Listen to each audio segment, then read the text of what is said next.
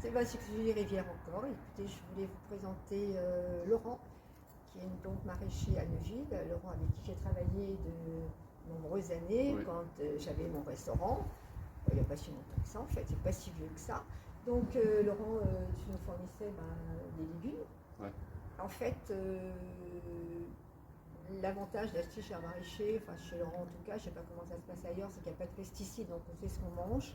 Il y a toujours plein de variétés, plein de choses à découvrir. Ce qui est important chez les maraîchers, comme Laurent entre autres, qui est curieux, qui est passionné par son métier, comme moi je le suis encore aussi beaucoup. Donc l'important c'est pas de pesticides, donc on sait ce qu'on mange.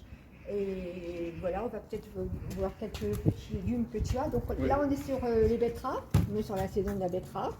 Donc là, on a la betterave normale. Alors évidemment, ce n'est pas la betterave calibrée que vous allez acheter quand il y a des pesticides, etc. Ça, c'est l'inconvénient, mais l'avantage du maraîcher.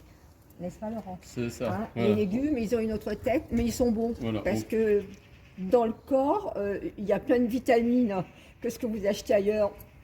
Malheureusement, c'est pas bon. Enfin, pour moi, non. Donc voilà, on a la shoga. Non, ça c'est la orange. Ça, là, on a la shoga ouais. et la blanche qui est très intéressante. Alors tout ça, moi, je les faisais cuire au four, dans du papier aluminium. La shoga ne se fait pas cuire, bien sûr. Elle se fait tailler à la mandoline pour décorer des assiettes. C'est très joli. Décorer une assiette, un plat, un poisson, même une volaille, c'est magnifique. Et la blanche, elle est très intéressante au niveau du goût. Moi, je faisais une assiette monogramme avec un carpaccio de noix de Saint-Jacques, avec plein de petits fruits autour, une petite vinaigrette aux herbes. Ça faisait une assiette qui est absolument splendide. Et je la travaillais avec saumon gravlax également. C'est magnifique. On peut faire également un carpaccio très fin à la mandoline avec une belle assiette de betterave. Alors celle-ci, moi, je ne l'ai jamais travaillée. Donc c'est la betterave... C'est une fourneau. C'est une betterave rouge, ouais, mais en longueur. En longueur. Donc voilà. Celle-ci, je ne l'ai, moi personnellement, j'allais travailler. Les autres, oui, elles sont très intéressantes au niveau du goût, par contre. Là, on est sur les radis. Alors, on a toutes sortes de radis. Alors, il y a un radis que je n'ai jamais travaillé avec toi, Laurent, c'est le radis noir. Mais le rond. Et le rond, oui. Pareil. Je ne l'ai pas travaillé. Les autres, c'est pareil. Bon, moi, je taillais tout à la mandoline. On faisait des décorations, notamment sur les entrées. Là, c'est le butternut. Non, le topinambour. Le topinambour, oui, le butternut n'est pas pareil. Le topinambour, donc en purée, c'est très bon. C'est pareil, je vous dirai comment travailler toutes ces purées parce qu'on ne les travaille pas comme ça.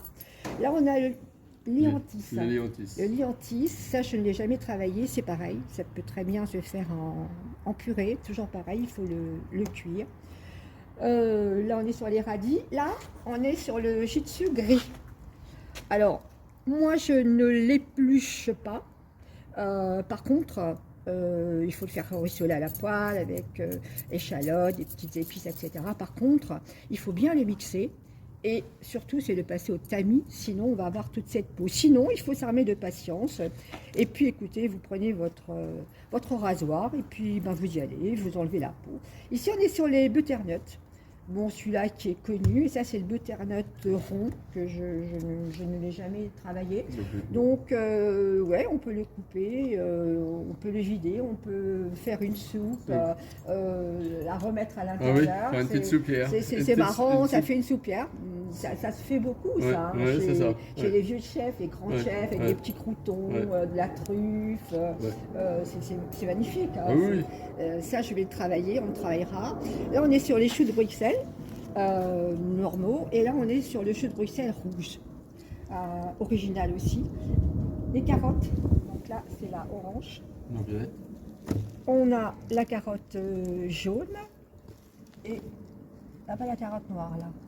Non, elle n'est pas là. Voilà, elle n'est pas là. Alors, bien sûr, travailler avec un maraîcher, l'avantage, c'est qu'il n'y a pas de pesticides. Par contre, écoutez, vous aurez des légumes comme ça, mais bon, quand vous passez le rasoir, il n'y a plus rien dedans et c'est fantastique. Voilà, donc moi j'ai travaillé des années avec toi. Ouais. Hein, donc ma carte, je la faisais en fonction des légumes que je trouvais chez Laurent. On n'avait que 4 plats à la carte, on avait 2 poissons, je suis très poisson, volaille et une viande blanche. Donc c'était ce que j'avais à ma carte, uniquement. Et l'été, tu fais quelques fruits rouges. Oui, je fais Donc, on en prenait pour faire les pavlovas, notamment. ouais, la groseille rouge, groseille blanche. La groseille blanche. Groseille abricot. Voilà, tout à fait. Et le cassis. Et le cassis, voilà. Bah, c'était sympa pour faire de bons desserts, de bons coulis. Voilà ma façon de travailler et de voir la restauration.